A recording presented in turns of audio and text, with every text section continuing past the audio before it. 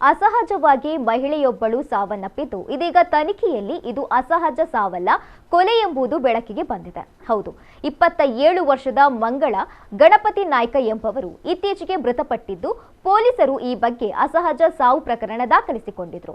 ಆದರೆ ಮೃತಳ ಕುಟುಂಬಸ್ಥರು ಹಾಗೂ ಸ್ಥಳೀಯರಲ್ಲಿ ಪ್ರಕರಣದ ಬಗ್ಗೆ ತೀವ್ರ ಸಂಶಯ ವ್ಯಕ್ತವಾದ ಹಿನ್ನೆಲೆ ತನಿಖೆ ಚುರುಕುಗೊಳಿಸಿದ ಪೊಲೀಸರಿಗೆ ಮೃತಳ ಪತಿಯೇ ಕೊಲೆ ಮಾಡಿರುವುದು ಗೊತ್ತಾಗಿದೆ.